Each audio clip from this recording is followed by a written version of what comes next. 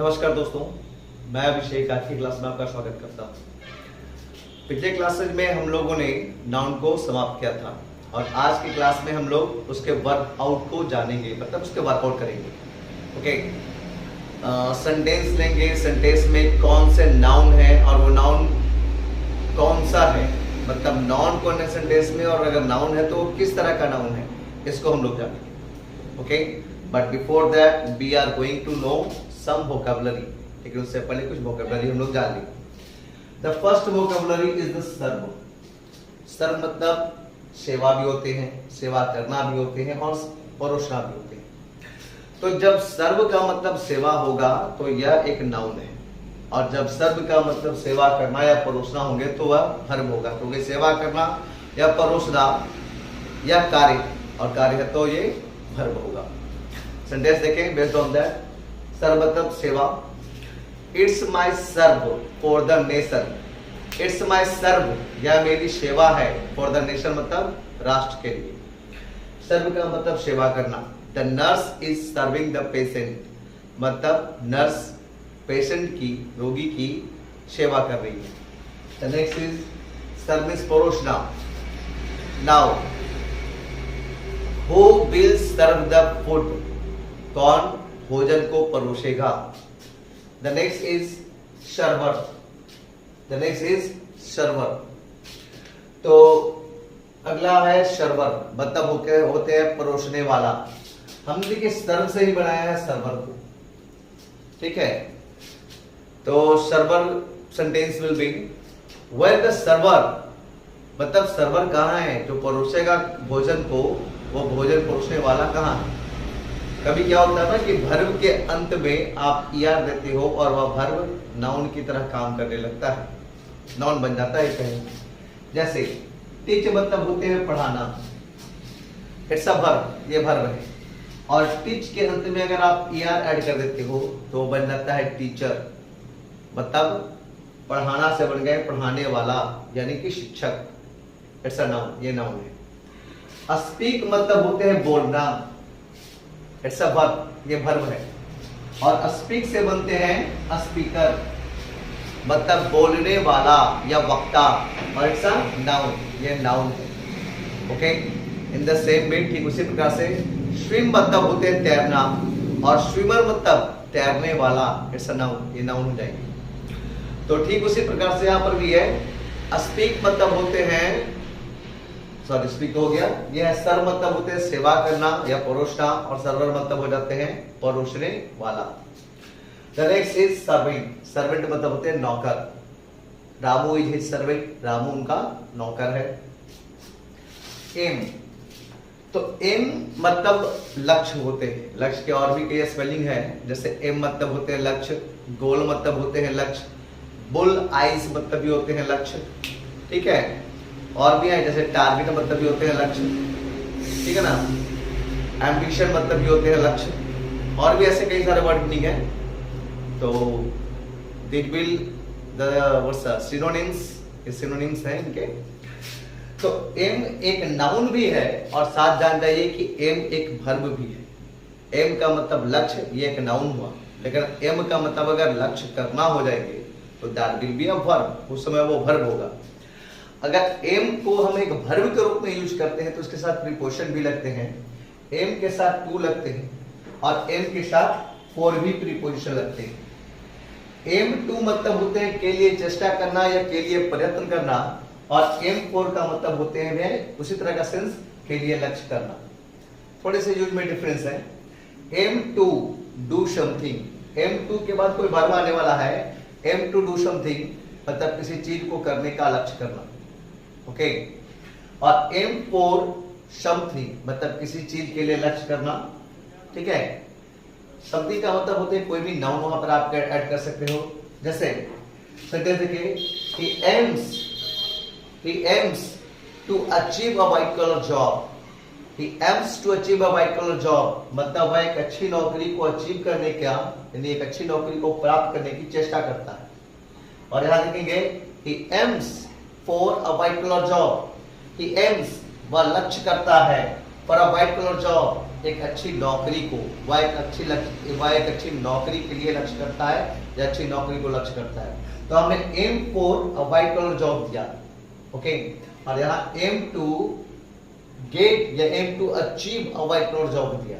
M to के बाद यहाँ कोई वर्ब लाया था, जबकि एम फोर के बाद एक नाउन को हमने लाया, ओके। यहाँ पर एक वर्ड मीनिंग आई, उसको भी थोड़ा हम डिस्क्राइब करते चले। अभी आपने देखा कि हमने लिखा व्हाइट कलर जॉब, मतलब बताया कि एक अच्छी नौकरी। तो एक अच्छी नौकरी के लिए आप एक गुड जॉब भी कर सकते हो,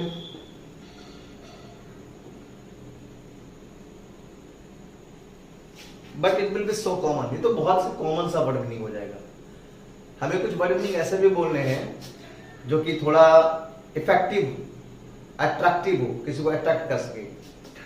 तो ए गुड जॉब की जगह हम लोग यूज करेंगे अ व्हाइट कलर जॉब।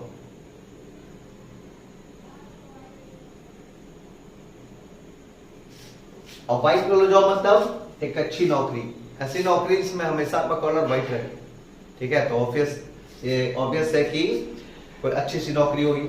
और व्हाइट कलर जॉब मतलब होते हैं एक अच्छी नौकरी, बेहतर नौकरी को, एक अच्छी नौकरी को हम लोग बोलते हैं white collar job, okay. Aim to का मतलब जहां होते हैं चेष्टा करना, के लिए प्रयत्न करना। तो इंटेंड टू का मतलब भी होते हैं के लिए चेष्टा करना या के लिए प्रयत्न करना। सेम सेंटेंस इंटेंड टू के साथ हम लोग बनाते हैं। He intends to become an IAS officer, okay, वह IAS ऑफिसर बनने के लिए प्रयत्न करता है। Sentence the next is regret और रिपेंट। जहां रिग्रेट मतलब भी अफसोस करना या पछताना होते हैं, तो सेम सेंस आता है रिपेंट से। Nowadays he is repenting, आजकल वह पछता रहा है, ओके। अच्छा, nowadays मतलब आजकल होता है, तो these days मतलब भी होते हैं आजकल भी।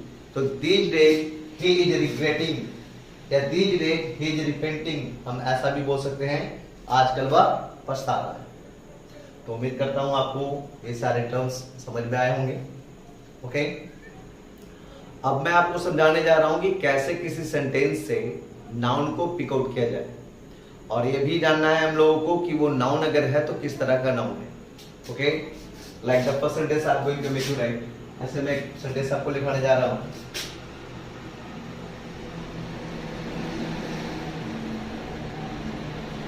Ornaments are made of gold and silver.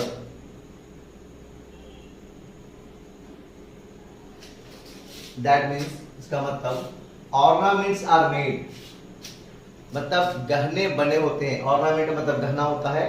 Ornaments are made गहने बने होते हैं ऑफ गोल्ड एंड सिल्वर सोने और चांदी के। यहाँ पर जान जाए कि मेड के साथ ऑफ प्रीपोजिशन लगते हैं। मेड ऑफ मतलब होता है किसी चीज का बना होना। तो ornaments are made of gold and silver मतलब गहने सोने और चांदी के बने। अब जानिए इसमें कौन कौन नाउन है। ऑर्नामेंट एक निर्जीव वस्तु का नाम है। नाम है तो ये नाउन है ना। गोल्ड एक मेटल का नाम है। नाम है तो ये नाउन है। सिल्वर सिल्वर भी एक मेटल का नाम है। नाम है तो ये नाउन है। जैसा आपको बताया गया था कि noun is a naming word. Noun naming word होता है। किसी भी चीज के नाम को दर्शाने वाला नाउन होता है। तो ये नॉन लिविंग चीज के नाम को दर्शाया जा रहा है और इन दोनों के जरिए मेटल के नाम को दर्शाया जा रहा है। तो जो नाम को दर्शा रहे हैं मतलब जो नाम है वो नाउन है। तो देखिए ऑर्नामेंट्स कैसा नाउन होगा। तो नाउन को पिक आउट करने के लिए उसके नाम को जानने के लिए हमने बताया था जैसा कि नाउन दो प्रकार के होते हैं। एक होते हैं काउंटेबल और एक होता है अनकाउंटेबल। तो खुद से अपने आप में जज करें कि वो नाउन काउंटेबल है कि अनकाउंटेबल, तब हम आगे जाए। जैसे ऑर्नामेंट मतलब होते हैं गहने। तो गहने को हम गिन सकते हैं। हाँ, हम गहनों को गिन सकते हैं। तो गिन सकते हैं तो ये हो जाएंगे काउंटेबल नाउन। अगर कोई नाउन काउंटेबल है तो वो तीन प्रकार का हो सकता है। पेशीशी या तो प्रॉपर या तो कॉमन या तो कलेक्टिव। गहना कहने से किसी खास गहने का बोध होता है नहीं। गहना का मतलब अगर मेरे घर में कोई गहना है तो वो भी आ जाएगा। अगर आपके घर में कोई गहना है तो वो भी उसके अंतर्गत आएगा। ठीक है। पैर में पहने जाने वाले भी गहने कहलाएंगे। नाक या फिर कान में पहने जाने वाले गहने भी गहने कहलाएंगे। नोज रिंग इयरिंग होते हैं ना, वो भी गहने हैं।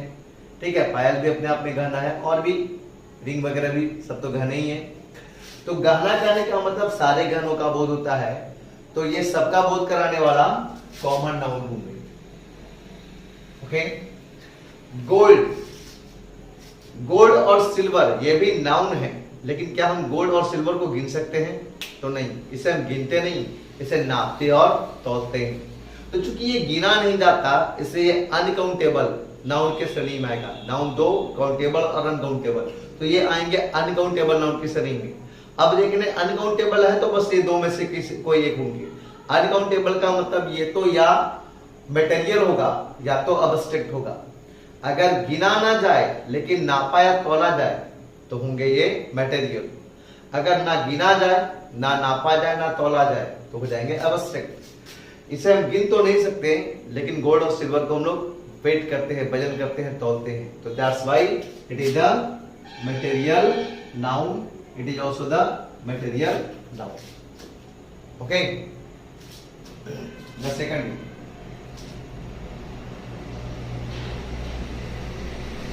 Patna it is the capital of Bihar. Patna is the capital of Bihar. इस सेंटेंस को हम लोग देखिए, पटना एक शहर का नाम है, तो अगर ये नाम है तो नाउन है। इज नाम नहीं है, द भी आर्टिकल है, ठीक है, ये नाउन नहीं है। कैपिटल, हाँ, it's a name of place, यह एक प्लेस का नाम है। अब आप कहेंगे कैसे प्लेस का नाम है? Capital is the place from where a country और स्टेट इज हैंडल्ड। मतलब कैपिटल उस जगह को कहेंगे, उस स्थान को कहते हैं जहां से किसी कंट्री या स्टेट को नियंत्रित किया जाता है। ओके, तो it's a name of place, ये नेम ऑफ प्लेस है, तो ये भी एक नाउन है। And Bihar is also the name, ये बिहार भी एक नाम है, एक राज्य का नाम है, स्टेट का नाम है, तो it is also a noun. क्योंकि ये नाम है तो नाउन है। अब देखिए नाउन है तो कैसा नाउन है? पटना, पटना कहने से एक खास शहर का बोध होता है। सारे शहर का बोध नहीं होता, एक खास शहर जो गंगा के किनारे अवस्थित है, जहाँ गोल घर है, ओके, हनुमान टेम्पल, ऐसे तो हनुमान टेम्पल और जगहों पर भी है, बट गोल घर सिर्फ पटना में है ना, और भी ऐसे कई चीजें हैं। तो पटना कहने से एक खास शहर का बोध होता है, इस किसी प्रॉपर टर्म को ये दर्शा रहा है, तो that's why it is a proper noun. और एक बात तो कहना मैं भूल गया, पटना को हम गिन सकते हैं कितने शहर है? तो एक शहर है, गिन सकते हैं तो काउंटेबल है, काउंटेबल में प्रॉपर, कॉमन है, कलेक्टिव में से ही कोई एक होगा, है ना। कैपिटल, क्या हम राजधानी को गिन सकते हैं? अगर हमारे पास 4 राजधानियों के नाम दे रखे हैं तो हम उसमें गिन सकते हैं कि हाँ 4 राजधानियां हैं नहीं, यानी राजधानी कैपिटल को हम गिन सकते हैं, ये काउंटेबल नाउन है। और अगर काउंटेबल नाउन है तो ये प्रॉपर होंगे, कॉमन होंगे या कलेक्टिव होंगे, यही 3 में से कोई एक होंगे। हम मटेरियल और आवश्यक के बारे में सोचेंगे भी नहीं इनके लिए, ओके, क्योंकि चूंकि ये काउंटेबल है तो बस इन्हीं 3 में से कोई एक होंगे। तो कैपिटल, कैपिटल कहने का मतलब राजधानी, तो सारे राजधानियों की बोध हो जाती है। दिल्ली भी अपने आप में कैपिटल है, पटना भी कैपिटल है, रांची भी कैपिटल है, मुंबई भी अपने आप में कैपिटल है, कोलकाता भी अपने आप में कैपिटल है। तो कैपिटल कहने का मतलब सभी कैपिटल्स का बोध होगा, और ये सबका बोध कराने वाला क्या जाएंगे? कॉमन नाउन हो जाएंगे। तो सबसे पहले देखेंगे कैपिटल को हम लोग गिन सकते हैं, तो गिन सकते हैं तो हो जाएगी काउंटेबल। काउंटेबल में 3 ही हो सकते हैं अब ये, या तो प्रॉपर, या तो कॉमन, और या तो कलेक्टिव। लेकिन ये सबका चूंकि बोध करा रहे हैं, सही हो जाएंगे common. In the same way ठीक उसी प्रकार से यहाँ पर भी देखें बिहार, बिहार कितना राज्य है? एक राज्य है, हमने गिना ना, ये गिन सकते हैं, तो ये काउंटेबल है। अब जब काउंटेबल है तो ये पीसीसी में से कोई एक होगा, प्रॉपर, कॉमन या कलेक्टिव में से ही कोई एक होगा। बिहार करने से किसी खास एक राज्य का पता चलता है, तो that's why it is a person, proper noun. इसे कैसा नाउन? Proper noun. ओके, ऐसे और भी है सेंटेंसेस, कई सारे सेंटेंस हैं। He has no kindness for us. He has no kindness, उसके पास कोई दया नहीं है। फॉर अस मतलब हम लोगों के प्रति या हम लोगों के लिए। तो देखिए ही किसी व्यक्ति का नाम आज तक सुना आपने कि उसका नाम ही है, ही कुमार, ही कुमारी, सॉरी कुमारी तो के लिए हो ही नहीं सकता। ही कभी सुना है ही कुमार? नो। ही किसी का नाम हो नहीं सकता, ये नाउन के बदले में आता है। ओके, हैज भी नाम नहीं है, नो भी किसी का नाम नहीं है, काइंडनेस नाम है। कैसा नाम है वो बताऊंगा मैं। फोर प्रीपोजिशन है, ये कोई नाम नहीं हो सकता। अस भी कोई नाम नहीं है तो नाउन नहीं है। इसमें बस एक नाम है, एक नाम है, एक नाउन है, वो है काइंडनेस। क्योंकि ये नाम है तो ये नाउन है। किस चीज का नाम ये जाने। क्या काइंडनेस यानी किसी की दया को हम गिन सकते हैं? नहीं गिन सकते। ठीक है, तो ये नहीं गिना जा सकता तो अनकाउंटेबल, और अनकाउंटेबल नाउन दो ही होते हैं, या तो वो मटेरियल होते हैं या तो ये एब्स्ट्रैक्ट होते हैं। मटेरियल तब होते ना जब गिन नहीं सकते लेकिन नाप या तोल सकते। लेकिन काइंडनेस को तो ना गिन सकते हैं, ना नाप सकते हैं, ना ही तोल सकते हैं। तो it is the abstract noun. एक ऐसा नाउन बन जाएंगे एब्स्ट्रैक्ट नाउन। अब बात आती है किसका नाम था। हाँ, तो काइंडनेस एक फीलिंग का नाम है। ठीक है, आप अपनी माँ को देखती हो और आपको पता चल जाता है, आप महसूस करते हो, उसे फील करते हो कि माँ को मेरे लिए काइंडनेस है। तो आप उसे देख नहीं सकते, गिन नाप तोल नहीं सकते, लेकिन आप उसको फील करते। यह एक भाव का नाम है। ओके, तो kindness it's a noun, abstract noun. तो उम्मीद करता हूं ये सारी चीजें आपको समझ में आई होगी। ठीक, तो ऐसे कुछ और सेंटेंसेस मैं आपको देने वाला हूं as a work.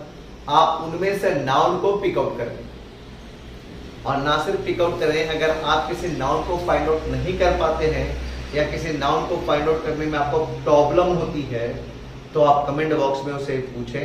I must reply, मैं आपको जरूर से रिप्लाई करूंगा। Okay, and if whatever I taught you have got, अगर जो कुछ भी मैंने पढ़ाया है आपको समझ में आया है, then kindly subscribe my channel and like the video. Thank you.